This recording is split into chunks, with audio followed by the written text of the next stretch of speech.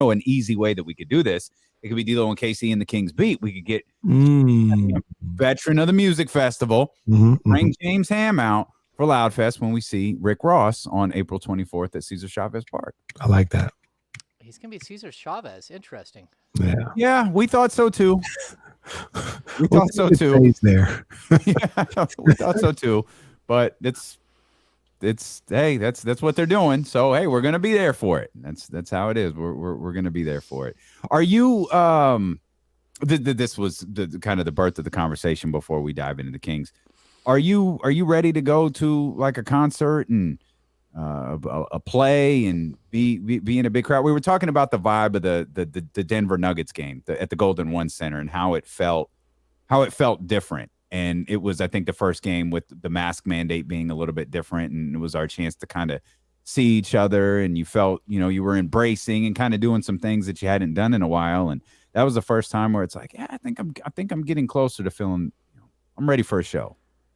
We went to Foo Fighters maybe a month and a half ago. Yeah. I didn't feel that comfortable, and I wore my mask, but a lot of people around you didn't, and there were a lot of people it was packed, absolutely packed. I'm still not 100% like all the way comfortable, and I think a little bit is because I've been safe the whole time and somehow avoided getting literally the plague. And so, yeah, but I'm okay, especially an outdoor situation like what you're talking about at Cesar Chavez Park. That would be fun. No. I don't know any of the music, but that would be fun. We'll take care of you. We got you. We got you. We're going to send you a link of the essentials, week before. You listen the whole week, and you'll be up there by the time it starts. You'll be like, that's right. Yeah. Like, oh, yeah, BMF. I know this song. I'm in. Gonna be rocking. Big James is gonna be talking Big Meech, Larry Hoover, talking about every day he's hustling. Boy, I told you, man, we're gonna have James Ham wearing joggers before you know it. He already got the Jordans. All right, let's dive into why you're here. Of course, James, the Lord of the Kings beat. De'Aaron Fox, we've established, is just playing at an extraordinary level. Alvin talked last night after the game about he feels like De'Aaron has kind of assumed more of a leadership role since returning from the ankle injury. Do you see that? We've noticed, we've kind of made it a joke, but it's very obvious his demeanor is different since returning from that ankle injury, as ankle soreness as well. Yeah, I mean, it's weird because this whole season, I don't remember another season where we like analyzed like the psychology of a player like we have with De'Aaron Fox. And I mean, it's been from the start. Like, what's wrong with De'Aaron Fox? Can he get out of the funk? It's like what's eating Gilbert Grape? It's like this. We're all like trying to figure out what's happening. Why is this happening? And again, I'll go back to, I just think it's that the weight of the world was on him and he didn't know how to handle it, and he handled it poorly. I'm just like totally honest. He handled it poorly, and he did not come into this season with the right, like mental frame of mind. And somewhere along the way that, it got to him like really badly. You could tell it was like wearing him out. And then we had that 8 games where, everyone's like, where is he? And we're going through that now with Rashawn Holmes. Like, where is he? And I think at the end of the day, sometimes you need to get away. Sometimes you need a mental break, and you need to have like just this ability to step back and like just give yourself an opportunity to refresh yourself. And I think when Ty's voice left the room, that was really big. And it's not that Ty's voice was holding De'Aaron back. It was that while Tyrese Halliburton was acquiescing to De'Aaron Fox on the court, De'Aaron Fox was acquiescing to Tyrese Halliburton behind the scenes. And it's a really interesting dynamic. It's a yin and yang, introvert versus extrovert, like case study. And I really like this has been a really interesting season to cover, where it's not just about basketball. It hasn't been from the opening tip, and from, the general manager trying to string things out to try to make this haymaker move at the deadline, and what that can do to a team in the meantime, to, a coach losing his job. And, like, there's so many intricacies to this season that it is turning into one of those, like, really, really interesting case studies that stands out amongst a sea of, like, bad seasons that have happened. Yeah, it's so. I agree with you, Ham. It's so interesting, and so bizarre to a certain degree to see. And this is why, um, personally, I was so kind of beside myself at the beginning of the season because I'm seeing him putting up 17, 18 points a game, and I know people are like, "Yeah, he'll get it together, slow start," and I just look at him and his talent. I'm like, it's unacceptable. You're so much better than that. You're so much better. And then to see the way he's playing now is like the reason why I was like, no, you cannot have 16 points. Like, you should be sleepwalking and get 20. You know what I mean? And I'm glad to see that whatever had to happen or whatever happened, whether it was just the time away and reevaluating things, it seems like he's got his mind back to a place where he can focus on, being the best basketball player that he can be. And he's killing right now, James. Like, he's looks phenomenal. The key is, can he take it into the summer? Can he grow from it during the summer? Can he become a better defender? Can he work on his three-point shot tirelessly? Can he get together with the guys and actually grow a culture and not be separate from the team? Can he do the things that are required to be great? And that's where we're at right now. We saw that last year he looked like he was ready for superstardom, that he would become a superstar this season. That didn't happen. And a lot of that is on the situation. A lot of it is on himself. A lot of it is on, the fact that the team didn't trade players away that they should have traded. But at the end of the day, it's on a player like him who makes $28 million a year, and that only goes up from here. It's on him to do what is necessary to take another step in his evolution as a player and to become what he can become. And so hopefully he takes it to heart. Hopefully he's working with Doug Christie the whole time. This should not be about him trying to add 10 pounds or working with your trainer. This should be about doing what's right for the team, doing what's right to become a better player, focusing on the nuances, get a shooting coach, whether it's the Kings getting a shooting coach or him getting a shooting coach. Somebody needs to buy a shooting coach, get him in here, work with guys like Dante DiVincenzo, work with Sabonis all summer long, and grow this thing. This team has potential to be really good next year. Hey, real quick, Damien. James, how common is that where you see a guy talking about training and working with other trainers? Do you see a guy kind of come up with a certain trainer and he's been working them for years? And is it common for guys to just one summer say, hey, I love what you've done working with me for this long, but I want to get this guy to work with me, or they work in tandem or something like that? How often do you see that go down? Well, I think with young players, a lot of time they spend their entire summer in their city. So, I expect Davion Mitchell to spend like his entire summer this coming summer in Sacramento working with the training staff, because here it's all free, right? When you make $28 million a year, it doesn't matter, if you're spending a couple of $100K on a training staff and all these nutritional specialists and all that stuff. But when you're a young player and you're still counting, pennies, you're gonna use the facilities and the things that are around you. I think either way, Fox needs to spend a lot more time in Sacramento this coming year. And maybe that's crazy. And I'm not calling out his trainer. I don't think his trainer did anything wrong. And if I'm not mistaken, his trainer is his agent, Chris Gaston. And so I'm not like, this isn't about that.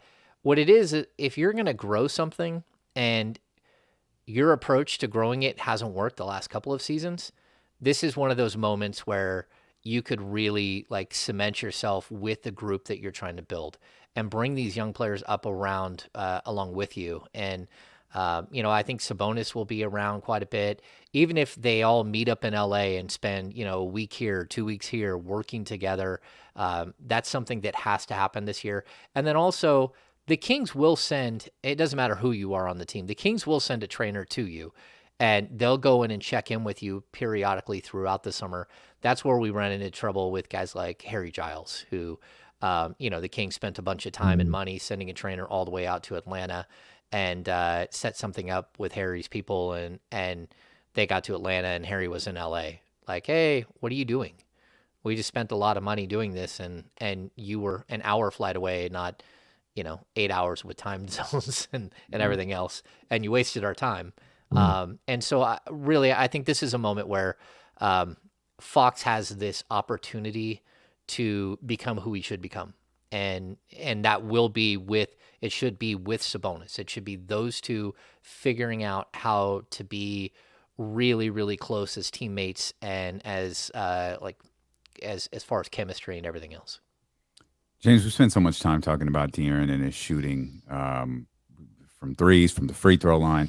Something seems to have clicked for him in recent games regarding passing. Like, he's either more confident in making passes he didn't used to make, or he's seeing the floor differently, because he's had some dimes over the course of the last 3 games that I think you could put on the permanent De'Aaron Fox highlight reel, and they've all happened recently. The one he had a meaningless one in the first quarter to Trey Lyles yesterday that I just thought was a phenomenal pass. Yeah. I think that there's a couple of things you can look at. First and foremost, teams are packing the lane against him. So they're doing that because him and Sabonis are the primary guys here, and they're running all the offense through them for the most part. And so those guys who are on the perimeter are literally wide open. And for the most part, they're missing wide open shots. I mean, Sabonis and Fox both should have had, close to 10 assists in multiple games. Fox did, I think he finished with 9 assists last game.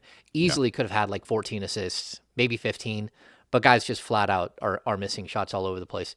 But when you pack the paint like that, it does leave a lot of lanes outside for you to hit guys that just have wide open looks. And so, yes, he's making some passes, and you see his confidence coming up.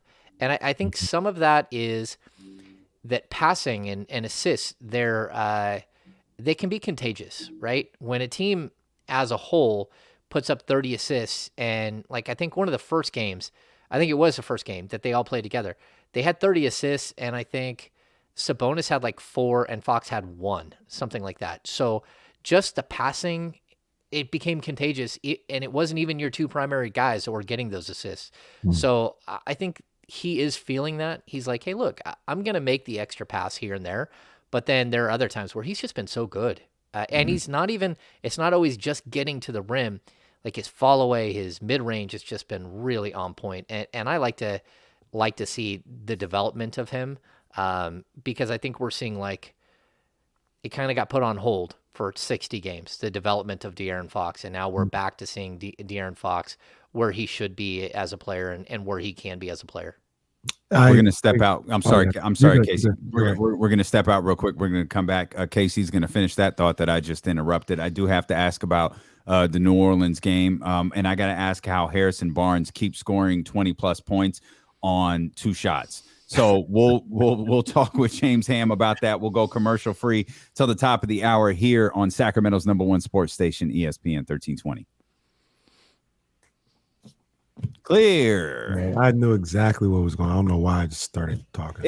I was debating. I'm like, to go 28, and then when James' answer stopped, it was like, all right, let's get this last break out of the way and just settle in for 40 minutes.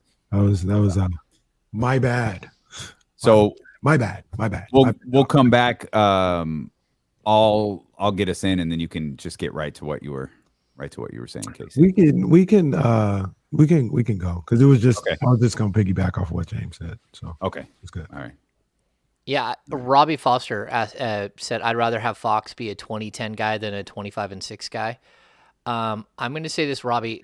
At the beginning of the season, I would agree with you that I'd rather have him be a 20-10 guy.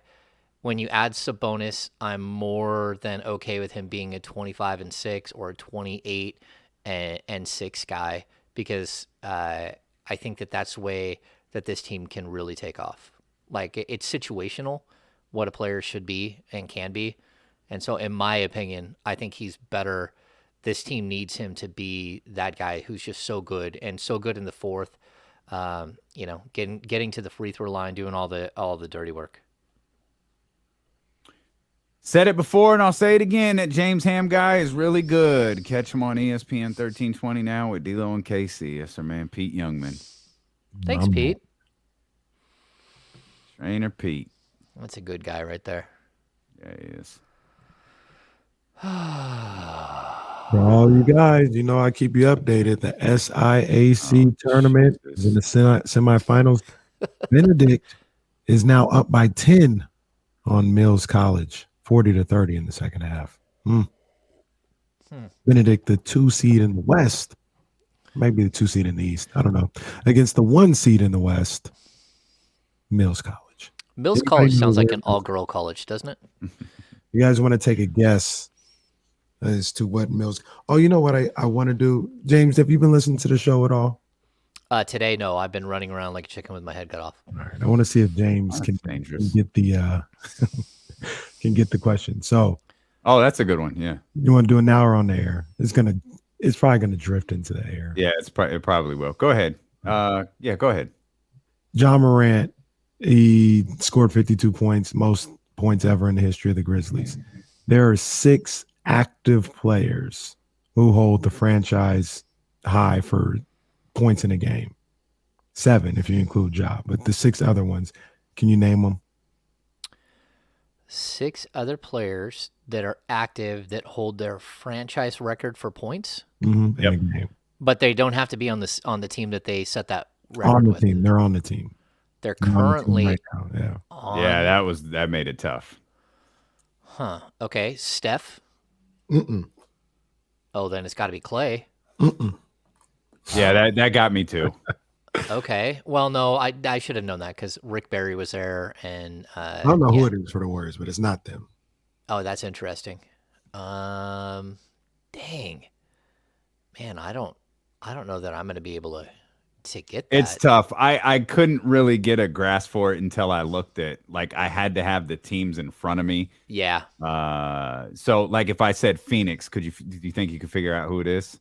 Yeah, I mean that's clear. Although I'm surprised that Booker has the most. Booker's got the most. Well, yeah, but what do you have? 70? 71, I think. Right? Oh, yeah. See, I forgot about that. Yeah. Let me see if I have the squads in front of me. By the way, this is great. The leader for the Golden State Warriors, Bueller. No one. The 100-point game was with the Warriors. The Philadelphia Warriors. The Warriors. Yeah. 76ers. Oh, okay. Yeah. So Trae Young. No. Mm-mm. I think Bob Pettit has that or something. Wow. Okay. Giannis? No. Now this one's interesting. We'll take a quick pause. It's not Kareem. Michael Redd has the. Oh, Michael Redd. Yeah, like 57. We're coming back, guys. Sorry, we're coming back.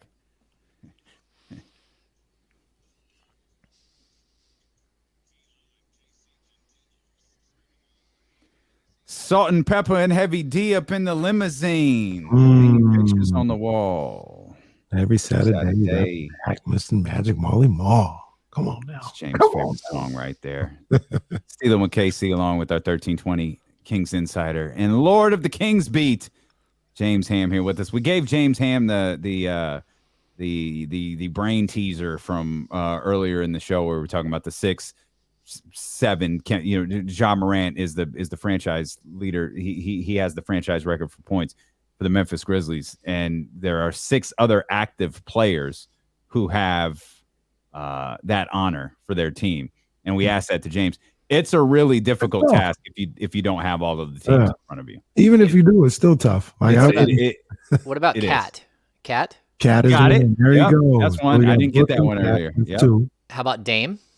Got that. 3. Yep. Okay. Now you got me thinking. The next one you probably could get. The other, there's 2 that I don't think you're going to get at all. But what about Jokic? No. Okay, and not Doncic either. Mm-mm. Yeah, I give up. The, Yeah. the one of them is Bradley Beal. Him and Gilbert Arenas have Oh, 60. That one's maybe you could have got that one. The next two, nobody was getting.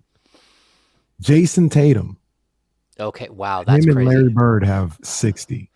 Okay, so I would not have remembered Tatum scoring 60, Yeah, and I would have thought the Bird had the record there for Boston. yeah. Him and Bird have it. And then the one that I just wouldn't have thought of, Fred Van Fleet, 54 for Huh. Toronto. Okay. Well, that is crazy because they had Vince Carter, they had Tracy McGrady. Mhm. In the past they have had big time scorers. Boy, that's interesting. Yeah. Fred Van Vliet. Now, I got another one for you that's crazy that we won't spend that much time on it. All But right. what team has their record for points in a game hasn't been broken the longest, like the longest active streak? Points in a game. So Yeah. the franchise record was set the longest time ago. And it's going to be a surprising one. Oh yeah. Mhm. So the Lakers. No. Oh, I don't know. Think closer to home. Sacramento Kings. Is Jack Tyman, what's his name? Tyman? Does that ring a bell to you? Oh, Jack Twyman. Yeah.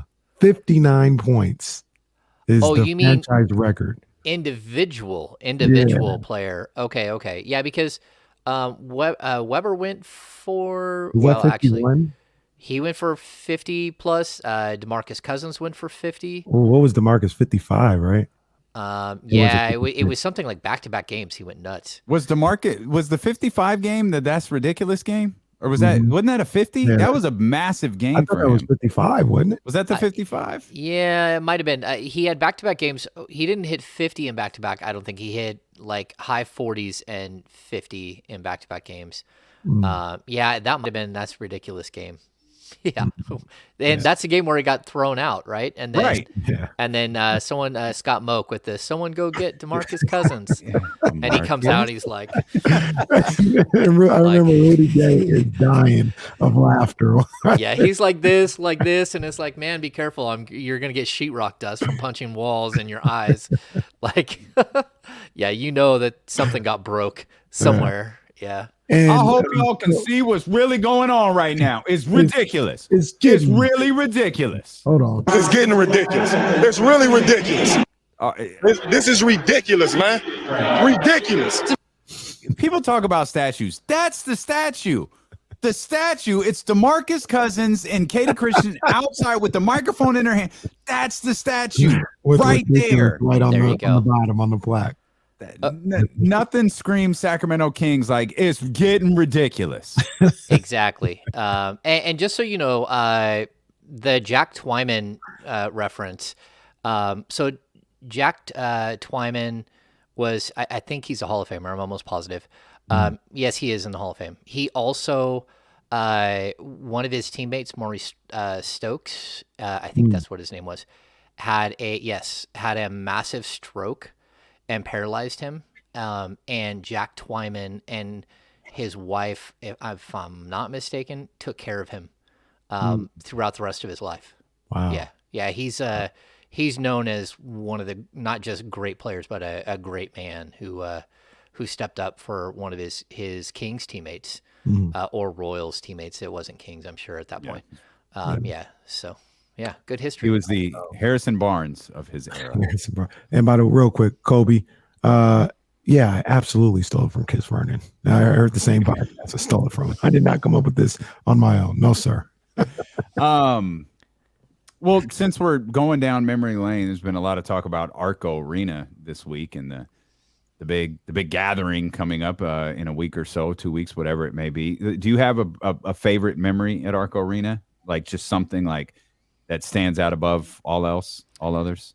Okay, so while I covered the team, like I was there for my first year was the incredible game winner from Tyreek Evans. And it was crazy because it came right at us. We were sitting up in the upper box, the upper media box, and the ball came right at us, and you saw it started to curve, and we all started leaning, and then boom, the whole place lit up like a candle. But Before that, I can tell you that I caught so many games in that building. I remember one time when I was younger, I went to a game and the Kings were down. I think they were down 30 to the Seattle Supersonics and went on a 31-1 run, which included a Walt Williams 360 breakaway dunk. I remember that. I was at every single playoff game in the 95-96 season against Seattle, which I think was 2. But driving into the arena with the craziness was a blast with all the Seattle fans everywhere. I caught plenty of games from 1999 to 2006, including high-level playoff games. I think some of my best moments, though, like we were talking about this on the podcast, me and Brendan, he asked me, was there someone that had like a moment in Arco that you remember? And it was John Stockton. John Stockton had his final regular season game, and Kings fans gave him a standing ovation. And then the Kings went on to beat Utah in the first round that year, and Stockton got a standing ovation in that series as well as he was leaving the court because they all knew that he was everyone knew that he was leaving. Yeah. I got to see Jordan. I got to see all kinds of crazy stuff. Yes, and me and Damien, we were talking about this yesterday. I don't have that many memories from Arco, not basketball wise. I didn't get to Arco Arena for basketball that much. Like I was saying, I've probably been already to more games at Golden One than I was at Arco. You know what I mean? But wow. Okay. yeah. I can tell you one time I hitchhiked, multiple times. I hitchhiked into the arena because I was going to the game by myself and I didn't want to pay for parking. And then I bought standing room only tickets and then went and sat wherever I wanted. So it was like a $4 night. But if you waited until the final 15 minutes before the game to get to the box office, 15, 20 minutes, they would release standing room only as long as it was a sellout. And it was always a sellout, always. So yeah, I would go into the arena and, you know, like just a nice quiet Tuesday night, and you walk out and get home and everything was fine. Well, thank God you did. Frugal James Ham hitchhiking around. I don't know if you're aware of this, James. You can't. There is another side of Natomas that you probably don't want to hitchhike Yeah, even at that point, I don't think most of that part of Natomas wasn't built at that point. And there was a point where I lived in a pretty shady neighborhood myself. So like there are some interesting neighborhoods on that, like that part of the 80 corridor. There's some interesting neighborhoods. We're glad to talk to James today because you can't be out here hitchhiking, bro. We sure are. I'm a guy with a few stories. I mean, like, look, yeah. That's funny. Was that ridiculous game? Was that at Arco or Golden One? That was the G1C. That was a Golden One. Yeah. It was? Okay. All right. Yeah, that was a Golden One. Okay. Yeah, and I'll even tell you, like, the cool thing about Arco, for 3 years, I sat courtside. We had, before the team was sold, we had, I think it was 3 fold-up tables stretched out on directly across from the visitors' bench. And as the stringer for NBA.com, I sat courtside every single game. I sat courtside next to Aileen Voisin, which I'm sure Aileen doesn't probably listen to the radio to our show here, but like I had to be tech support for Aileen, like when her phone wouldn't work or she didn't know how to turn on her laptop or something would, like, it was a lot of tech support. But it was also a lot of fun because you got to sit by scouts. Players would run into the table and jostle everything, drink spilling everywhere all the time. So that's why, like, that was the best seat ever. Like, I've sat in quite a few arenas, you know, like I think it's Phoenix that were maybe one row off of at center court I've sat. And it's really, really snug. And when you're sitting next to, like, Katie Christensen, when she's a sideline reporter, she has to get up for hits, and like the chairs are so close together and we're all squished, and like it's treacherous. It's treacherous, like trying to get back and forth inside of some of these arenas. But yeah. Good stuff. It's like the radio crew. Like I always feel bad. Like if G-Man or Jason's got to get up, but like the way that the media things are set up now, or even if you're like where you sit, like if you've got to like get up like during gameplay when like Sean and Sam and everybody's sitting there, excuse me, like just zip out the back, just slide it out real quick. like, that's not an easy task. I know. I had a discussion with Rasan about that, the media relations director, and he's like, "There's nothing we can really do," and I'm like, "Man, I'll just bring a saw. I'll cut the last 2 feet off of the back table." He's like, "You think it'll work?" And I'm like, "Yeah, I know it'll work. If we cut the last 2 feet off, we can walk around that outside. It wouldn't be a problem."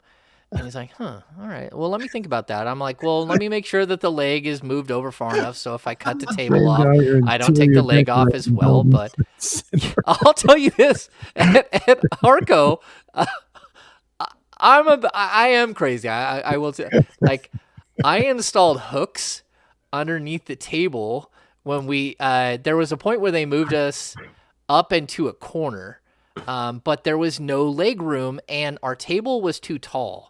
And so I installed hooks I brought a cordless drill and screws and I installed hooks underneath the table so we could hang our backpacks because it was too far down to the floor. And so if you needed to access your bag, you couldn't. Plus, if someone spilled something, your bag and all your stuff is getting all wet, which always happens. And yeah.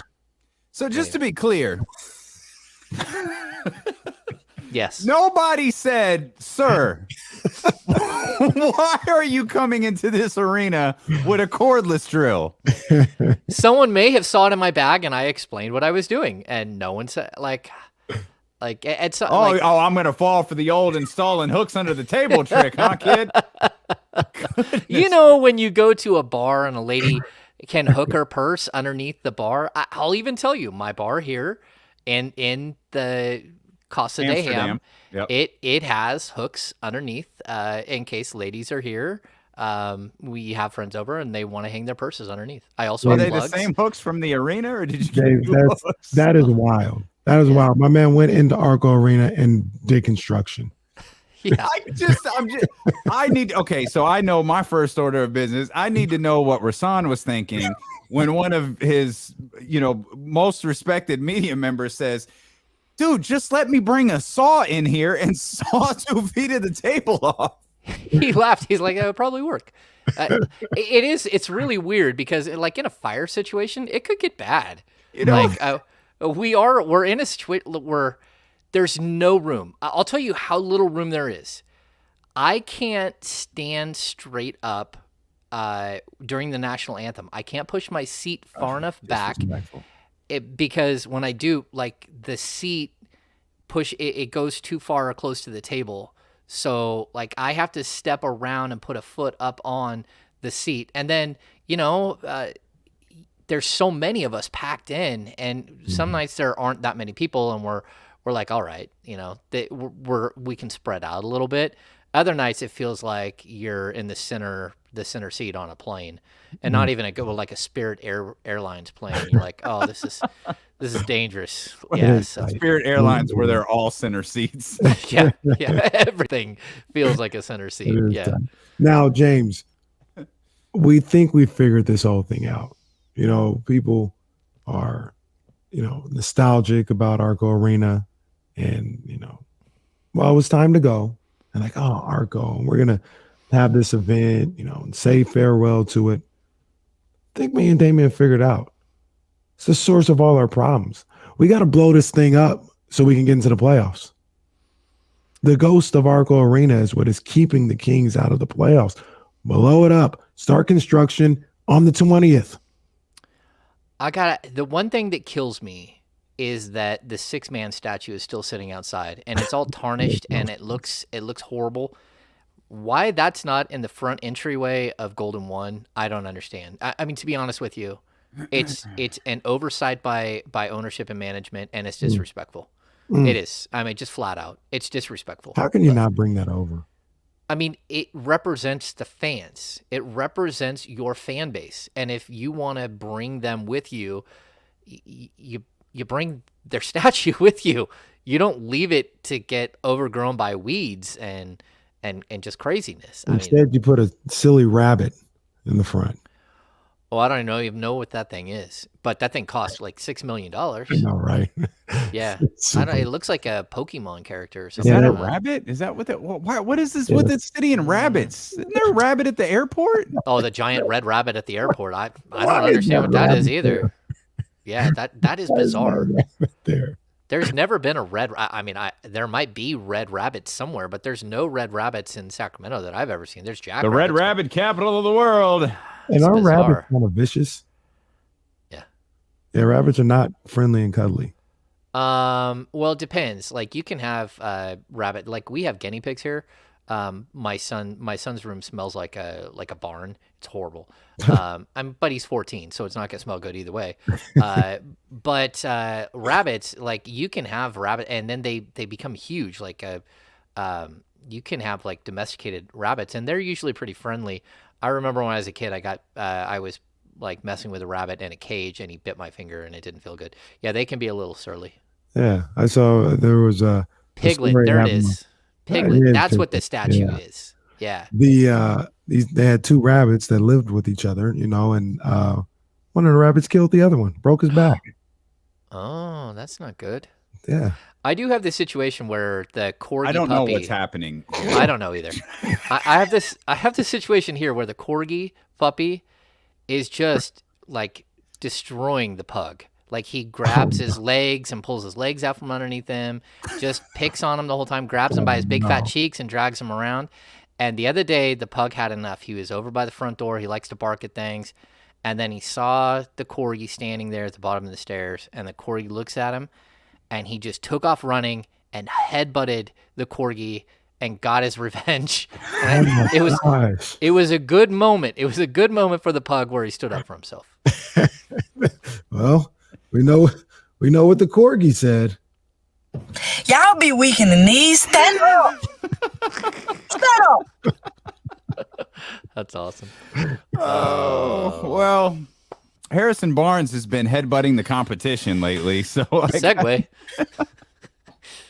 That's the best I got for you on a Friday. Could you explain to me how Harrison Barnes keeps scoring 20 plus points and taking like 5 shots a game? Like his ability to get to the line over the course of the, really since the turn of the calendar year has been incredible. Yeah, he has games where he is so incredibly good, and you want more, right? The whole time we're like, come on, man, you got to shoot more, you got to shoot more. But I'm okay with 27 points on 7 shots. Yeah, I mean, to me, that's what you call efficient. I thought it was pretty impressive to watch that. And then I don't know, did you guys see post game last night? We talked to Harrison about just how exhausted they were, and hidden in that game, Harrison Barnes had almost as many turnovers as he had made shots. He had 5 turnovers, and he actually admitted that the turnover. De'Aaron Fox got a rebound and he fired it on an outlet pass to Harrison Barnes, like right at midcourt. And Barnes just, like in a crucial moment, just flat out dropped it. And Harrison Barnes said, I think you all saw the outlet pass. He's like, to be honest with you, I thought I caught that and kept going.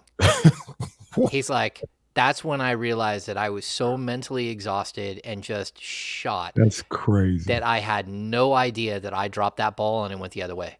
Like the ball, just That's hit his hand crazy. and rolled the other way, and then it was a fast break coming back the other way. And then one of their players made a horrible mistake and traveled, and the Kings got the ball back. It was this weird moment, but yeah, I That's think a he. big moment. Like it was like the Kings turned the ball over there. They go down like 3 or 4 or something like that. Like they got bailed out a little bit in that moment. I remember. Yeah, they did. Yeah, he's been good, and again, I keep saying this. I would like to see Harrison Barnes on this team with one more player like Harrison Barnes, just one more, and I think you're cooking. You're getting there. Do you think you can get that without losing your current version of Harrison Barnes? Well, that's a problem, and even if you do, you got to worry that like if you don't do something big, we always talk about Sabonis. Like this next season is so huge. If you don't do something big, you're not going to be able to keep Harrison Barnes happy and all that. I mean, keep Domantas Sabonis happy. But I think the same thing goes for Harrison. I think that there's a way where Harrison would consider staying, and you could lock him up on like a 3-year extension. But it's got to be in like conjunction with like bringing in a big name player. And like looking at the Kings salary cap and stuff, they only have like 102 million on the books for next year, which is so much money. But it's like 102 million, and maybe add in like 5 or 6 million there for like minimum rostered spots, right? So they're gonna have plenty of cap space, like as of right now, probably upwards of like 15, 18 million, because I think the salary cap went up to 122 million. But then on top of that, you have all of these players that are on expiring contracts. So we can talk about Harrison Barnes at 18 million bucks, but you also have Justin Holiday at 6.5. You got Mo Harkless and Alex Len at 4.5. You start adding up these players, even Trey Lyles at 2.6 if you want to pick up his option. All of a sudden, you're looking at a way that you can go add a $20-25 million player without completely destroying your core. And that's where I think the Kings need to sort of live in this offseason. They have to find ways to improve the roster without, if you can do it without trading Harrison Barnes, that would be great. But I also think you have to do something and show Harrison Barnes, like, look, we are doing this. We are going to get back to the playoffs this year. This is who we are. We're going to do this. We're going to keep Sabonis, and we want you to be part of it. That's how, if you do it this summer and you get enough pieces to go around them early, either via trade or at the draft or in that first couple of days of free agency, then I think you start talking to Harrison Barnes about, like, can you stay? Will you stay? And I think that there's a possibility there. I don't mean any disrespect to the guy because I don't really have an issue with him at all, but is there a reason in your mind why Justin Holiday continues to start at the 2-guard spot over DiVincenzo or Davion? I thought, like, initially it was for familiarity with Sabonis. And we talked about this early on that my guy Brendan Nunes threw out the stat that 24% of Sabonis's assists on the season went to Justin Holiday when they were with the Pacers. To me, he's just been so hit and miss. And, we've seen it like from one game to the next. And then this last game, he just couldn't hit anything in the first half. The third quarter, he heats up. You're like, oh, we need that player. And then in the fourth quarter, he went right back to missing shots.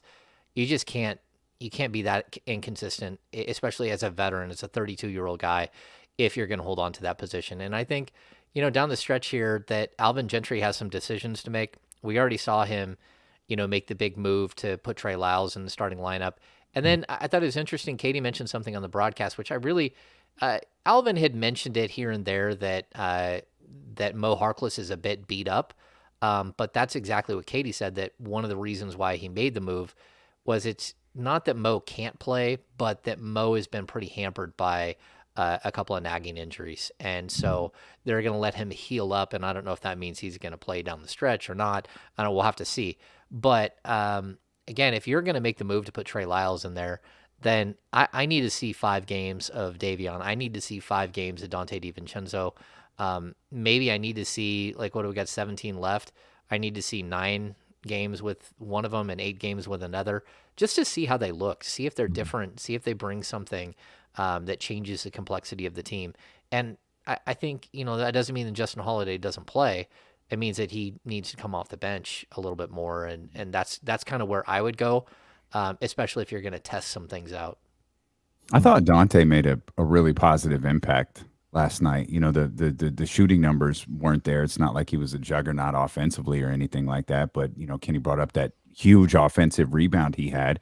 And there were some moments during that game where I was like, this is a kind of a unique look at Dante DiVincenzo in that, like, he hit a couple of baskets, which certainly, helped in that moment. But he had hustle plays. He had some defensive plays. Like, I felt like he had a pretty major impact on that game, especially late when Alvin was like, yeah, Justin, sit down, fam, because you are a bit erratic today. We're just going to let you take a seat. And he went with Dante DiVincenzo. And, to Alvin's credit, because I feel like we give him none on this show, that decision really paid off for him. Mm-hmm. I'll tell you that play by Dante DiVincenzo, number one, is the epitome of what's been missing from this team the entire season. The offensive rebound? Well, no, yeah, the offensive rebound, yes. But not just offensive rebounds in general. That specific play. And I actually, I'll make this statement, and I think that is probably the biggest play for the Sacramento Kings this entire season. And I say that because if you do not get that play, and it was just, I mean, you watch the ball like come off the rim and it's bouncing, like 9 guys stood there and 1 guy shot out of a cannon, tracked it down, turned around, went at the rim, fed a cutting Harrison Barnes for a layup, and it ends up being one of the biggest plays it was a momentum changer. The Kings have lacked a momentum changer. Like I've talked about this. To me, he looks like a catalyst player, like what you see in Major League Baseball. Guys like Altuve, guys like Laureano, guys that Marte, guys that just change the game by doing these little things here and there. And I don't love that he misses all these shots. And I know he wants to be more and he wants more of a role and all these things, which is one of the reasons why he was ready to leave Milwaukee. But he has to be more consistent. But the Kings just don't do the little things. Like that was the thing that Luke Walton talked about through the first, until he got fired. Like we just don't do the little things. Like it's not about how many threes you hit. It's about how many little mistakes you make that people don't really pay attention to. How many times you miss somebody doing the back cut. How many times you don't set a good screen. How many times you don't box out on a defensive rebound and somebody gets an opportunity and you go from having a really strong 23 seconds and you should have the possession and you give up an offensive rebound. It goes another 14 seconds. You give up a bucket and now you just burned like almost a minute of the game and gave up a shot and lost some of your spirit. So I think, again, like he's one of those guys that I really do believe he can be a difference maker, but he's got to tighten it up. Yeah. I like the guy. I like what he brings to the table. And there's a level of, I was talking to Damien about it earlier. He brings a level of toughness that this team has been looking for years now. And like I mentioned, toughness isn't punching somebody in the face.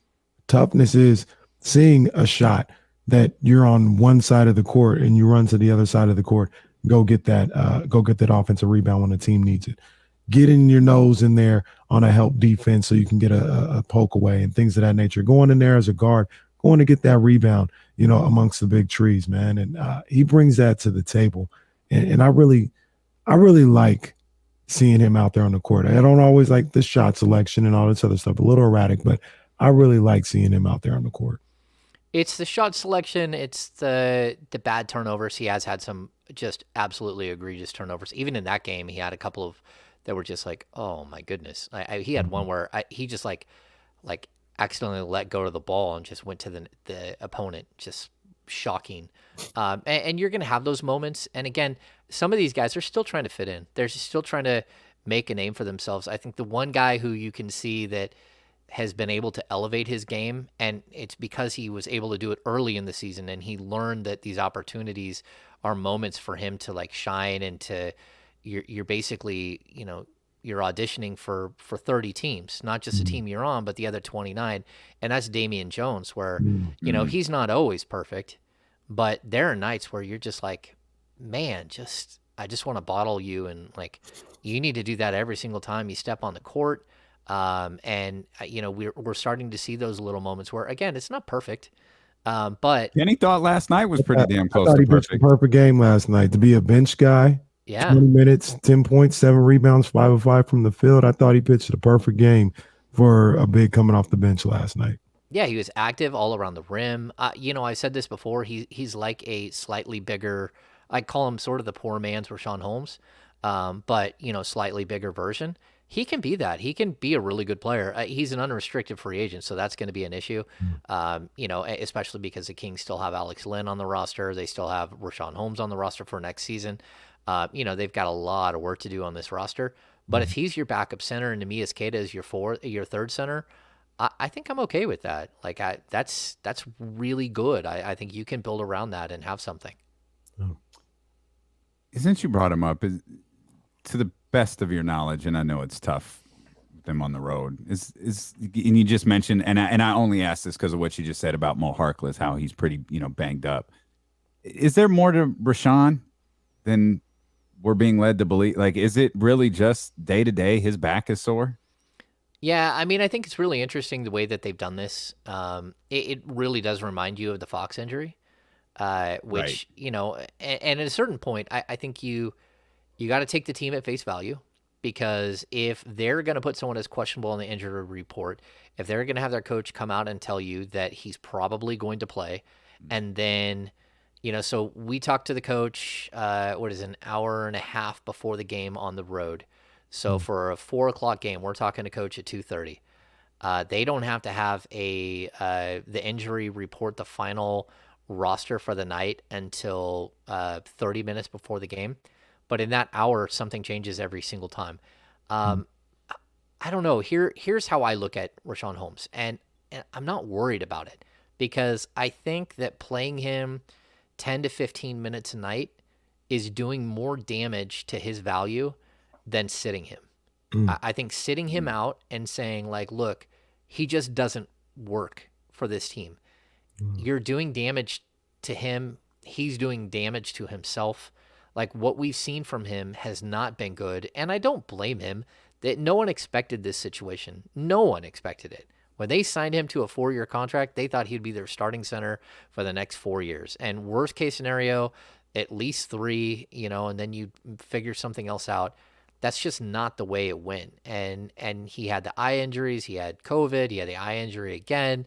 Like, this has just been a miserable season. And then at the end of the day, you lose your job, and not because you were bad at your job or anything else. You lost your job because the Kings made a trade that brought in a 2-time All-Star. And, sorry, man. But at the end of the day, I think it's probably what's best is that if I'm the Kings, I would consider just like saying, look, he's not going to play the rest of the season. Because there's no reason. He can only do damage to himself, in my opinion. Yeah. That's tough, man, because I want to see, things go well for Rashawn. We all do. He's not like there's no beat. He's not Buddy. He's not screaming, "Get me out of here!" Like he's not that guy. So it's one thing like, oh, can't wait for Buddy to be gone. Can't wait for Marvin. Man, that ain't Rashawn. Nobody want Rashawn gone. All right. But yeah, James, I get it. Like, it doesn't fit. No, I don't. I like Rashawn. Doesn't make sense. I think he's a does. very, very good dude, and he's got a good family, and no one wants to see anything like bad here with him. But what you want is for him to find a new home that's right for him, because unless there's some magical thing that he can all of a sudden start hitting threes and space the floor and play alongside Sabonis, then he's just a spare part, unfortunately. You have a guy who going forward is going to play 36 minutes a night at a minimum, unless he gets in foul trouble or he has an injury. And you're going to have to deal with those things in different ways, but that's not something you need to spend. His backup doesn't need to be a $12 million a year player. Yeah. If the Kings do the unthinkable, Alicia Keys, Michael Jackson, and beat Dallas tomorrow, does that make up for what we saw in New Orleans on Wednesday? Of course it does. Because look, I think it was like doomsday, right? We talked about it, but I'll also tell you, they need to go 4-1 on this stretch. You can't go 3-2. You can't go 2-3. It's over if you go 2-3. It's almost totally over if you go 3-2. But if you can go 4-1 on this stretch somehow, the fact is that the Kings came into that game against New Orleans. They needed that game for sure, but they also have a 2-0 advantage coming into that game on New Orleans in the season series. They still have one game against New Orleans. They still have an opportunity if New Orleans has any type of step back, if they have an injury, if they have something happen where guys get sick or guys get miss games, or they just have a bad run where they start losing, it's totally possible, totally possible. Then I think the Kings can make up some ground. Like if you lose the San Antonio game too, it's all over.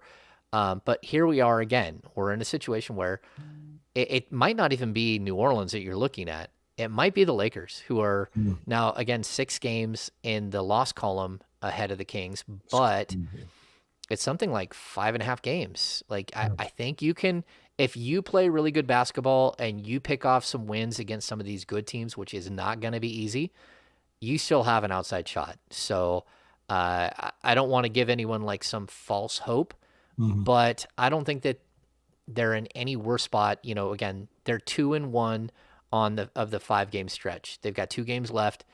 What do? They can't split, in my opinion. They have to win both. And then you go from there. You have to steal a game against a Denver or against a Utah or against, the Bucks or somebody. You got to steal 2, maybe 3 games in that of the final 15 that are against winning opponents. You got 10 games against winning opponents in the final 15. You're going to have to steal 2 or 3, and then you're going to have to win the 5 games against opponents that are sub 500 teams. This is Kings country, James. We live in false hope. It's all right. That's where we live. That is our comfort space. And we go to the Kings Beat for all of our information. Kingsbeat.com. Subscribe to the Kings Beat podcast. If you miss